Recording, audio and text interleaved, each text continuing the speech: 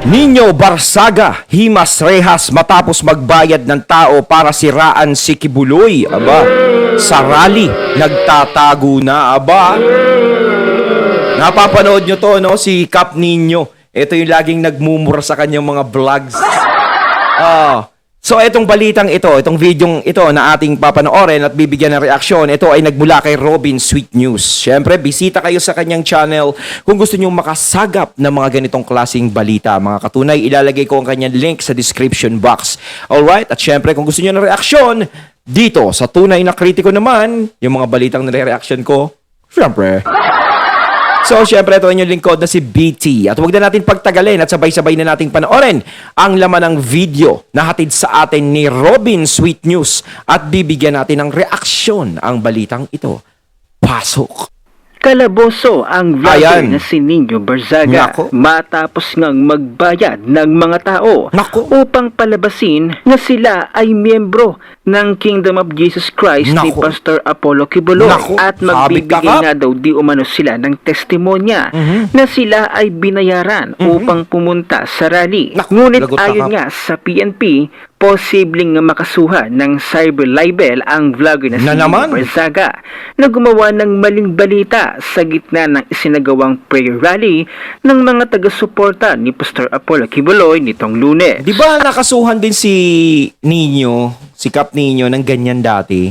Di ba? Tama ba ako mga katunay? Correct me if I'm wrong. Lagi na siya pumapasok sa mga ganito, no?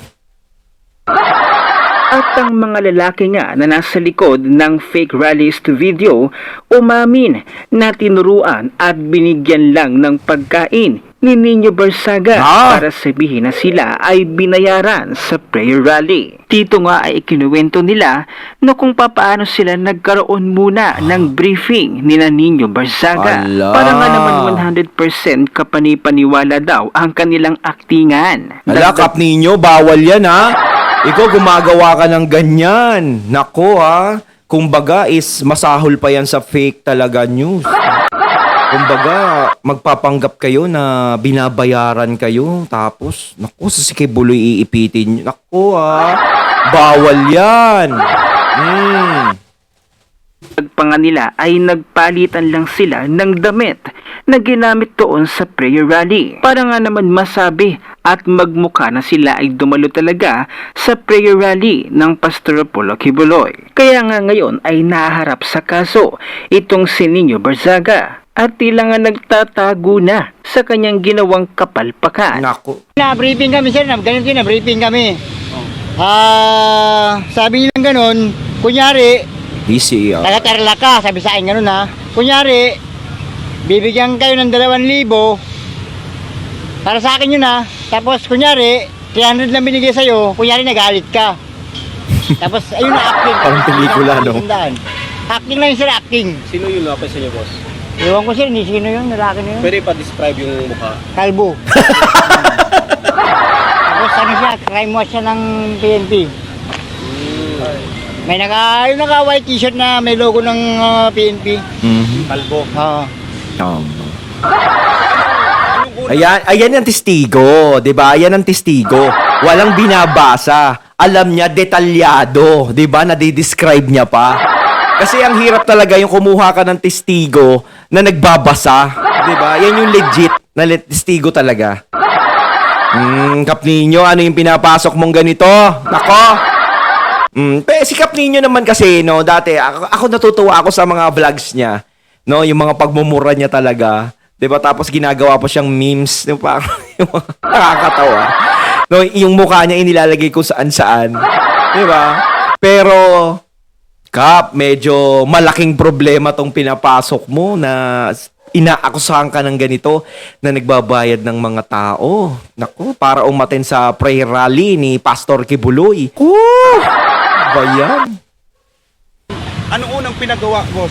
Yun na yun sir, binripping muna kami. Tapos sino nang bigay ng white t-shirt? Kasi naka-white t-shirt din. Yun sir, galing din sa kanila sir. Tapos dalawang piraso na yun sir, dalawang piraso. Salitan lang kami. Pagkahubad, tapos salit na naman, bigay sandaan. Pero alam mo ba na i-upload sa social media Hindi po. Sabi kasi kunyari lang daw eh. Kunyari nga daw, sabi sa akin, briefing muna kami kunyari. Hindi naman laro eh, no? Taga-Tarlac ka, sabi sa akin, sige.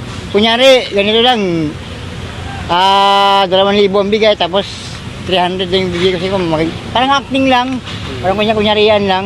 Ganun lang kadali, may 100 agad kayo, 10 kami. Kampo kayo na. Oo. Pwede pa ka, pasabi lang sa camera, pa-describe lang yung mukha, tsaka yung nung lumapit sa inyo. Kalbo yun sir, kalbo yun. O inulit-ulit pa, kalbo talaga. Tapos, magkano yung binigay sa inyo? 100. 100 Oh, lang. Bakit nyo naman tinanggap yung sikap ninyo, dahil pera pinapakita, 100. Naghahanap lagi ng lalaki. O yan, naghanap ng lalaki, oh. Ayan, kinanta ka tuloy ng isa. Kaya ka pala naghahanap lagi ng lalaki, ha? Wala sir ganoon na naman daw sir pang merienda, gano'n lang. Okay. Parang naisip ko ba't nung huli, parang paninira ka ako yung sakban Kaya humingi ako ng pasensya sa lahat, no, sa inyo. Hmm. That's it. Yan yun. Sasabit kasi kayo dyan. humihingi kayo ng pasensya? Oo. Kasi nabiktima na, uli-uli ko na naisip, parang mali ka ako yan, parang paninong pagsisinungaling yun Parang bandang huli, yun lang, kahit sandaan na kami. Ganyan na lang. Hindi, tsaka sabit sila dyan na inuutusan sila ng ganyan. Kung sakasakaling kasuhan nga, siyempre yung mga taong umano niyan, kahit na siyempre sabihin na inutusan lang kami ganito, 'di ba? Sa halagang 100 tsaka sa pamerienda para makasira ng isang tao. No, hindi maganda 'yon. At saka makakasuhan ka talaga dun. Talagang ginawa niya talaga ng effort para magkaroon ng ganito, no?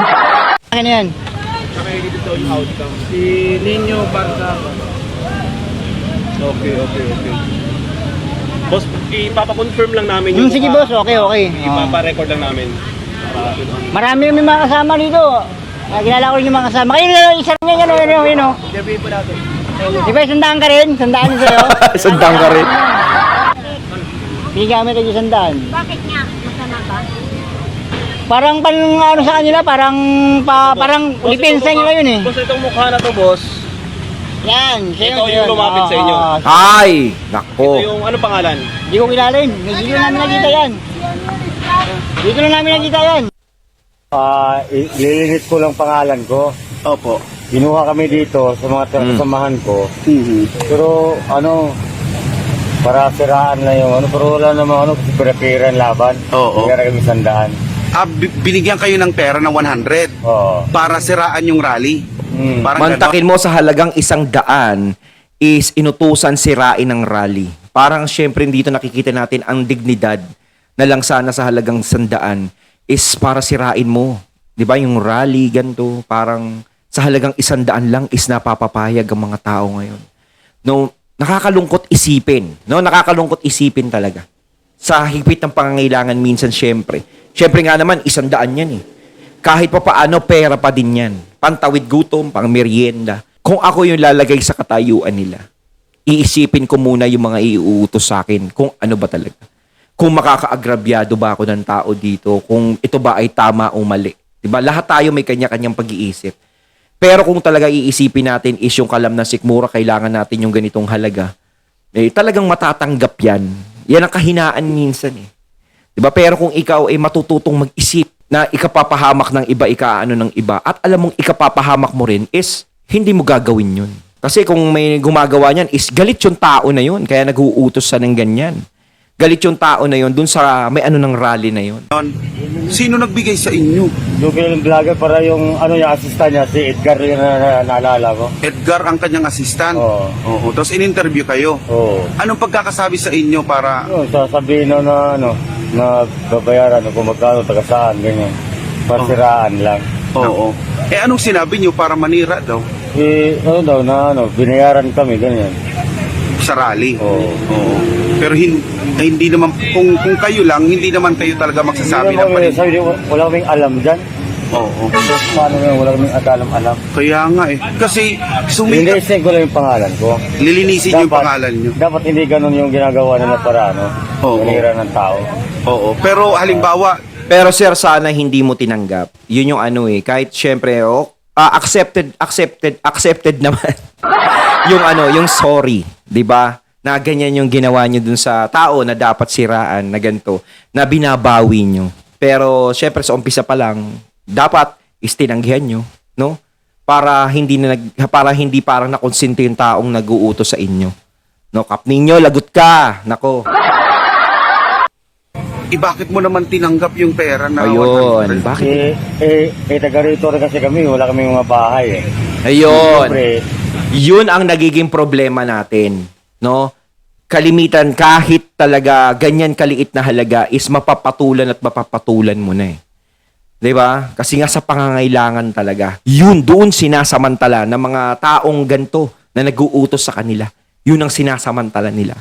Kasi hindi naman makakapag-utos yan sa mga taong may pera eh. 'Di ba? Hindi mo basta-basta mauuto yan.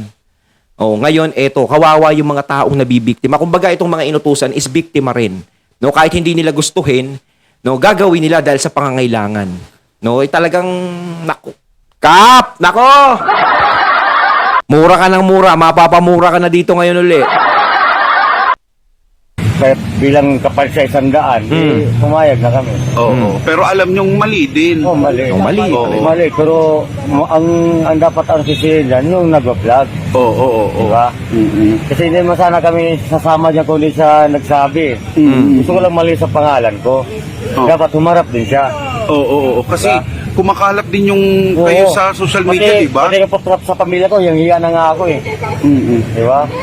Dapat ang sisihin Tapos dyan, iniwan yung sila sa ere. kumukuha ng video.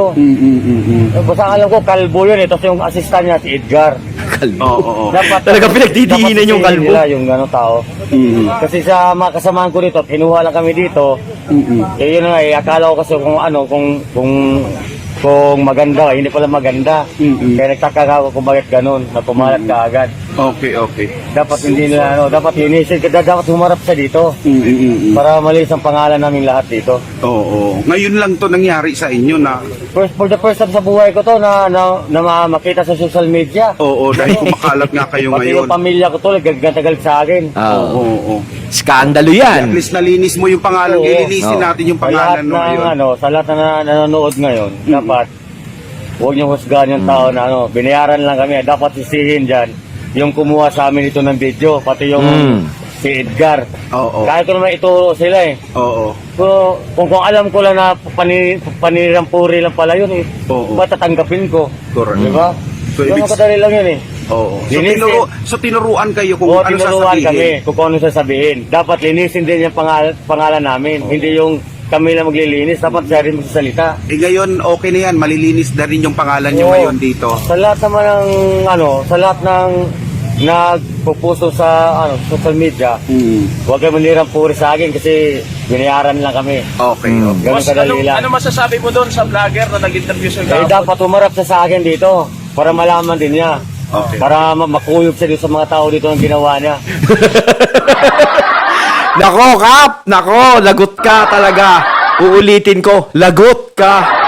Nako, lagi ka pumapasok sa mga ganitong gusot. Nako. Kasi, yan. Nagagalit ngayon yung mga tao na na inutusan niya. Siyempre nga naman, hindi nila akalain talagang yung mga face locks nila is lalabas sa social media.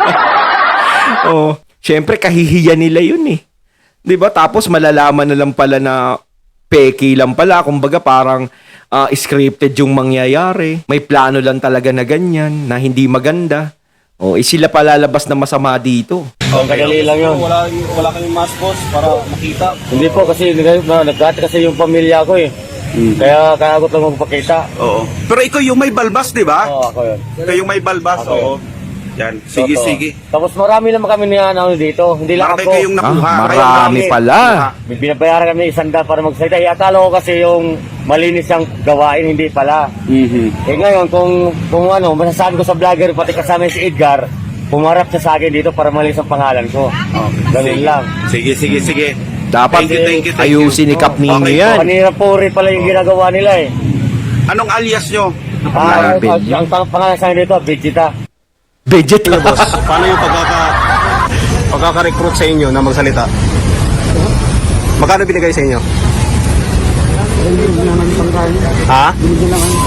Pangkain? Magkano? 100. So paano yung yung mga sinabi niyo dun sa video? Ha? Tinuro lang sa inyo. Sino yung lumapit sa inyo? Ano pangalan nun? Alam mo? Vlogger din. Sabi. Pero dito na kayo nakatira. Daming testigo sa'yo. Dito rin kayo tumatambay. Paninirang puri. Pero ano sabi sa inyo na ano? Magsalita daw dun sa video. Siya ang nagturo doon sa mga sinabi niyo dun sa video. Ayun, at ating nato ngayon ng video na nagmula kay Robin Sweet News at ayan, yung mga in-interview ng mga testigo, yung mga witness talaga. Walang binabasa yan, uulitin ko, wala silang binabasang script. Oh, yan ang tunay ng mga witness. 'Di ba? Si Kap Nino kasi, no, hindi na lang nakontento dun sa pagpapatawa. No, nakakatawa naman kasi siya talaga kapag siya nagba-vlog, nakaka-entertain. Pero itong pinapasok niya, syempre political siya eh. Nag-ano siya ng mga politika eh. May mga kinokontra siya politiko, may mga pinagmumura siya ng ewan natin. Tapos may mga pulisya syempre, yung mga pulisya natin dito sa Pilipinas na nakakasama niya. Eh syempre dapat nahiya din siya dun. Basta lalo marami siyang kaibigang mga pulis. O tapos ganyan lang yung ginagawa niya. 'Di ba? May hindi dapat, mali yun. Na hindi dapat kinukonsente at dapat ayusin ni Kap Nino tong problemang to. Harapin niya to. No? Dapat magsalita siya tungkol dito. Kayo mga katunay, ano bang masasabi nyo tungkol dito sa video ng ating napanood? Doon daming testigo. So once again, I'm BT and I'm out. Peace.